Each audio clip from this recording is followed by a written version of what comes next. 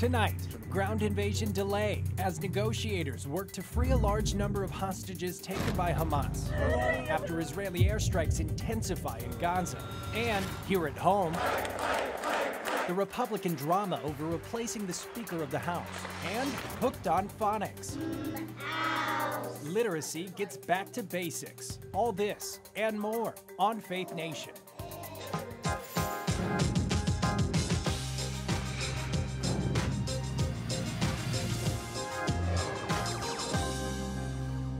The House has come to order and a new speaker is in the seat. Good evening from CBN's headquarters in Virginia Beach. I'm Brody Carter, in for John and Jenna.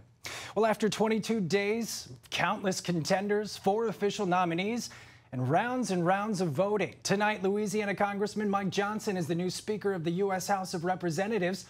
Matt Galka has been on Capitol Hill all day following the latest. He joins us now with tonight's top story. Matt? Well, Brody, if at first you don't succeed, try, and ultimately try again. That was the story of the new Speaker of the House. No Republican ended up voting against Mike Johnson as the Republican conference finally found a candidate they can coalesce behind. Now, a number of reasons for that. Johnson very well liked within the party. And as you mentioned, it's been more than 3 weeks since Kevin McCarthy was ousted from the position of Speaker. The world is very different now. World events, including the war in Israel. Combine that with a little bit of exhaustion, maybe from members of Congress and maybe from the American public also, and that all adds up to finally having a new Speaker of the House. In the story of King David, we are reminded that man looks at the outward appearance, but the Lord looks at the heart, end quote. Today is the day that House Republicans will humbly look in our hearts and elect Mike Johnson as Speaker of the People's House. And the House already getting to work under new Speaker Mike Johnson. Their first order of business, a bill on the floor backing Israel and condemning Hamas. Well, Matt, a standout feature here at Faith Nation, the Speaker didn't shy away from his faith at all during his speech, did he? No, he didn't, Brody. Mike Johnson is an evangelical Christian. He's made those values a huge part of his time in Congress, and he said today, after winning the new Speaker election, that he believed God put him in the right place at the right time. I don't believe there are any coincidences in a matter like this. I believe that Scripture, the Bible, is very clear that God is the one that raises up those in authority. He raised up each of you, all of us. And I believe that God has ordained and allowed each one of us to be brought here for this specific moment in this time. This is my belief. I believe that each one of us has a huge responsibility today to use the gifts that God has given us to serve the extraordinary people of this great country, and they deserve it, and to ensure that our republic remains standing as the great beacon of light and hope and freedom in a world that desperately needs it. Now, of course, there is a lot of work to get to. In the 3 weeks that the House didn't have a speaker, they were effectively paralyzed. So some of those issues, including avoiding a government shutdown, there's a continuing resolution that expires in mid-November. And there's also that defense aid to our allies around the world, including Israel. Johnson laid out a plan where there would perhaps ultimately be another patchwork continuing resolution, keeping government open till January or April so they can work on those spending bills, including that aid to Israel. Brody? Matt Galka, live on Capitol Hill. Thank you very much for that report. And for more on this, we're bringing in Nathan Gonzalez, editor and publisher of Inside Elections and a Faith Nation contributor. Nathan, welcome. Thanks for having me. After weeks of chaos, obviously, Nathan, here, Republicans finally able to coalesce around one candidate. Why Mike Johnson? Well, I think Matt laid out a lot of the key factors, exhaustion. I think also that Johnson was the least offensive candidate to the largest number of people within the Republican conference. He also hasn't been in a high enough leadership position to start to make the kind of enemies that you make when, or compromises you have to make when you're in a high leadership position. And also, we have to remember that I think the 8 Republicans who got us to this point, the 8 Republicans who voted against McCarthy at the beginning, I think they sufficiently took the win, that ousting McCarthy was enough and Johnson was sufficiently a different type of candidate for them to claim victory. Now, the key will be whether Johnson can do the job, and does he have to make some of the compromises that ultimately McCarthy had to make as Speaker, and how does the conference react? Well, now it's time to get back to work, so let's talk agenda. Legislative work has been at a standstill during this debacle. What damage has been done, and what's on the top of the list in terms of priorities right now as there's a speaker in the seat?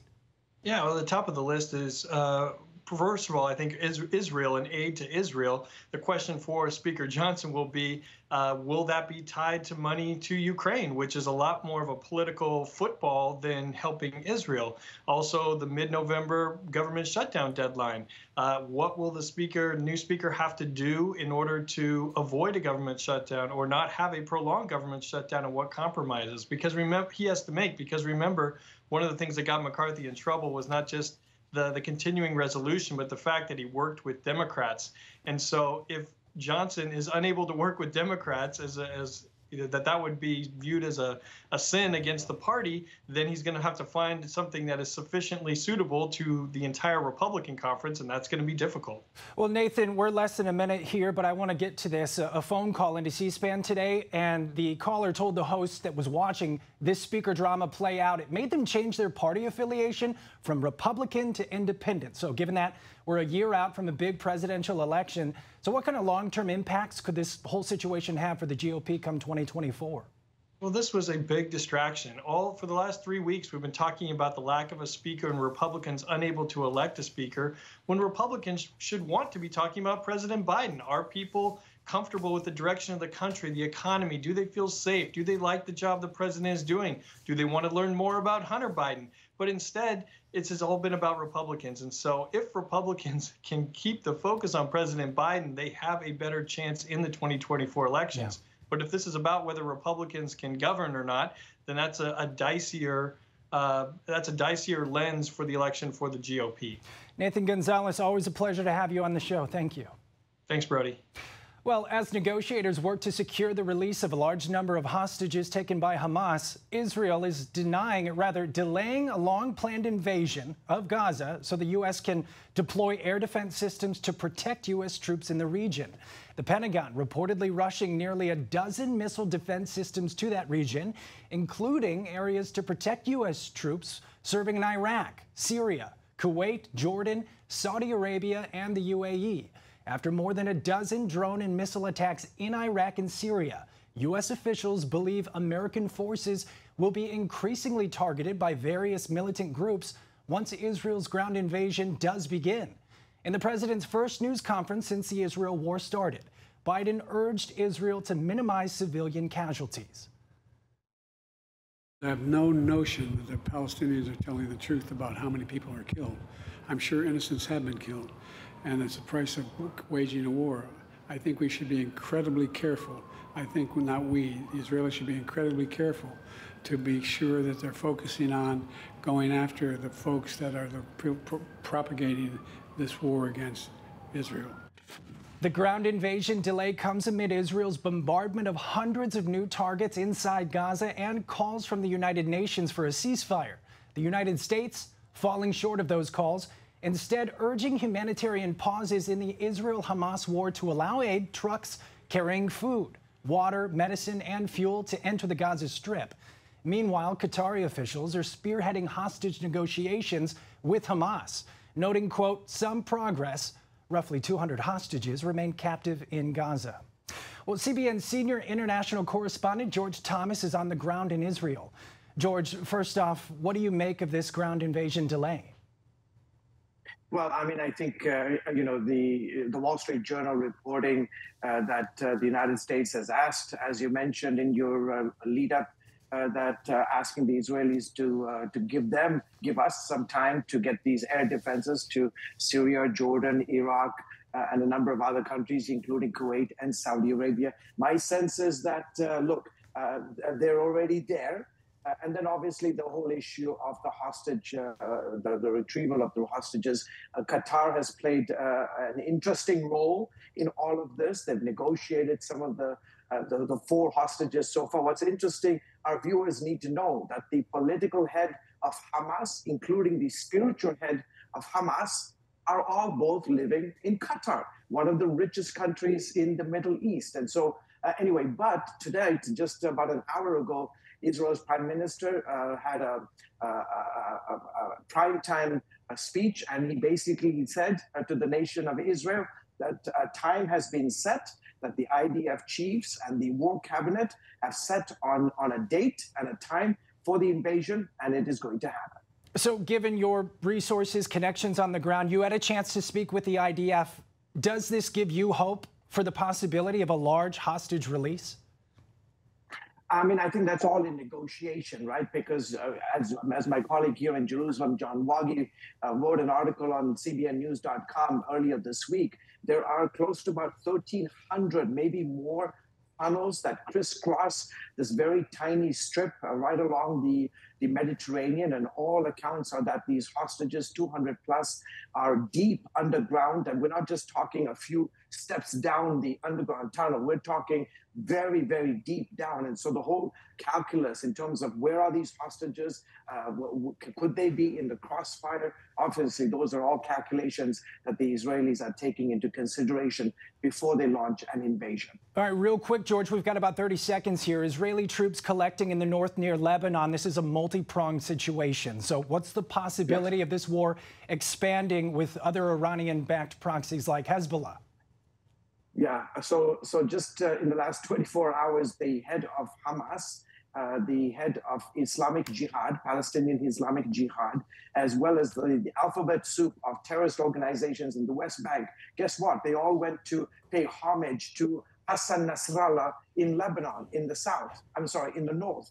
So the concern here is that in the last probably 2-3 days, we have seen activity on the north, we have seen activity in the south, and now we've seen activity in the West Bank area, not to even talk about the activity coming from Iran, from Yemen and neighboring countries. So these are all calculations that the Israelis, as well as the U.S., have to take into consideration before they march their troops across the Gaza Strip. George, God bless you. We've been praying for you and the team on the ground, and we appreciate your time. We know it's just after 11 o'clock at night over there in Israel. Thank you. Godspeed, God bless you, and we'll continue to keep you in our prayers. Thank you. Well, a surge at the southern border, the latest on illegal crossings and what's being done to stop them, just 2 minutes away.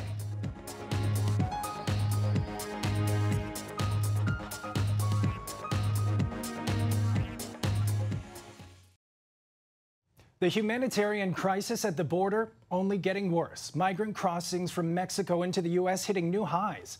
U.S. border officials removing and returning more individual migrant family members in the last 4 months than in any previous year. Today, Senate lawmakers shined a spotlight on employers violating labor laws. Children are scrubbing dishes. They are operating heavy machinery. They are delivering meals. They are harvesting coffee. They are working construction. They are working as housekeepers. They are working overnight shifts at plants where they are not paid, they are not going to school, they are not cared for, they are not giving meals, almost all of it illegally. Democrats point to shortfalls in the Labor Department budget, while Republicans put the blame on the Biden administration's immigration policy for a rise in migrant child workers. Meanwhile, pro-life advocates hoped overturning Roe v. Wade would cut down on abortions in America. New data shows Insight it rose instead. According to a new report from the research project We Count, in the first full year after the landmark Supreme Court decision, legal abortion in America actually rose 0.2%. In the 17 states with 6-week or total abortion bans, the procedure is down 98% since Roe was overturned. But areas with less restrictions have seen nearly 117,000 more abortions in the year following that decision. Well, still coming up, back to the basics, the new educational push to put a focus on books. We explain when Faith Nation returns.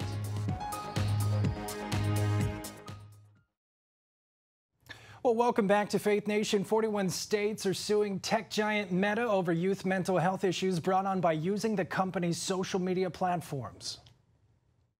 Meta has repeatedly misled the public about the substantial dangers of its products. It has concealed the ways in which Instagram and Facebook exploit and manipulate its most vulnerable consumers, teenagers and children. The multiple lawsuits brought by states' attorneys general claim Instagram and Facebook are designed to addict young people, and that Meta uses the platform to collect data on kids without parental consent. The 41 suing states are seeking financial damages, restitution to those harmed, and an end to illegal practices. Meta says it's working to create safer environments for young people and is disappointed by the lawsuits. Well, inequality in the SAT, new data reveals just how much a student's standardized test scores rise with their parents' incomes. 1/3 of children from the very richest of families surveyed scored a 1,300 or higher on the SAT. Now compare that to less than 5% of kids from middle-class families, whereas relatively few students from the poorest families in the study scored that high. According to the Harvard-based Opportunity Insights, just 1 in 5 took the test at all. Well, there's a growing gap among kids in the U.S. when it comes to reading. About 1/3 don't have basic reading skills, and by the time students reach 8th grade, more than 60% don't read at an age-appropriate level. Now, multiple states are trying to change that. Hillary Powell reports on a return to teaching phonics. This is the sound of learning phonics in Victoria Yaswinski's 2nd grade classroom, where she's using repetition as a key strategy. It's the building block to getting them to be able to read. Cliff. How many sounds? 4. Like a puzzle fused together over time, experts say correlating sounds with letters builds brain connections that make reading possible. I love it. It's totally different. The kids, it's crazy. The kids enjoy it so much. Phonics, it's just really focusing on those letter sounds, breaking apart the words. At Panther Valley Elementary in rural Pennsylvania, teachers say learning how letters sound is critical to comprehension. It's shaping our brains, which are not wired to read automatically. If using phonics sounds familiar, that's because it's been around for hundreds of years. But what if a big piece of the literacy puzzle, phonics, was wiped off the board? It's what happened 30 years ago. Literacy rates in American schools dropped as the balanced literacy method dominated instruction. Built by Professor Lucy Calkins, balanced literacy focuses on fostering a love for reading. Teachers instruct more on literary devices like plot, imagery, and theme. This pushed phonics out of the picture. For years, the sound of sounding it out often went missing from these halls and ones across the nation. Critics say that balanced literacy often left students guessing words. Principal Robert Palazzo had a reckoning with the method in 2020 when kids started remote learning during the pandemic. It was quickly apparent that students lacked the basic skills to even read the words on the page. When you sit down with your child and if you cover a picture and you ask them to read, and if they're not able to decode those words, if it's what we call a decodable text, they're going to struggle. We do have to teach kids the code. I mean, English is a code-based language, and so to read and write in English, you can't assume that we will naturally pick that up. Laura Stewart, Chief Academic Officer of the 95% Group, says phonics cracks that code. She partnered with Panther Valley to bring phonics back. I had to swallow my pride, and I had to meet with my staff and say, hey, you know, we made a mistake. I led you down the wrong path. Many other large school districts are also returning to this science of reading because without phonics, educators believe a generation of American students don't have the right parts to complete the literacy puzzle. Case in point, in 2022, just 33% of 4th grade students were at or above proficiency on reading assessments.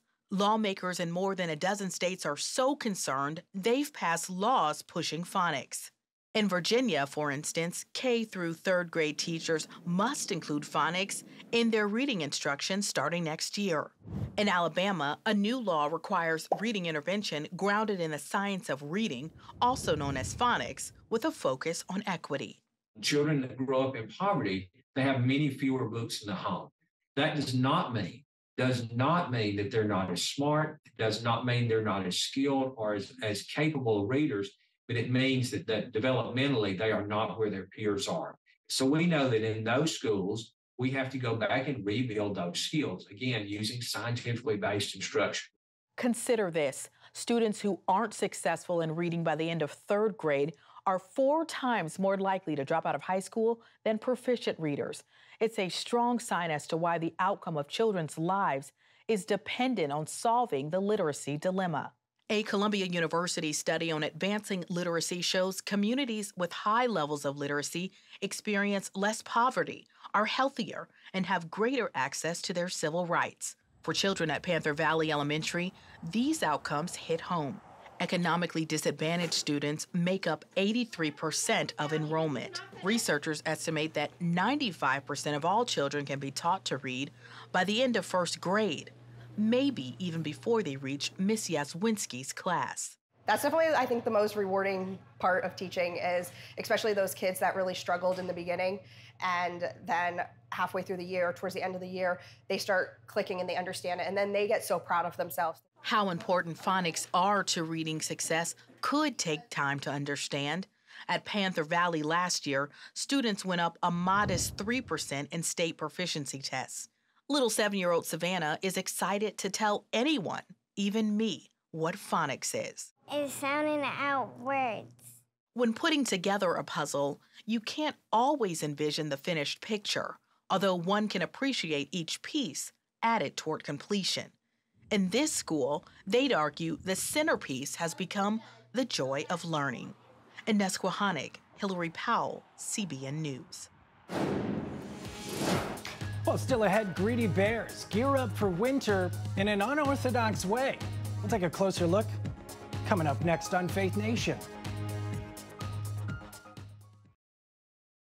Well, finally tonight, what could happen if you leave food in an unlocked vehicle?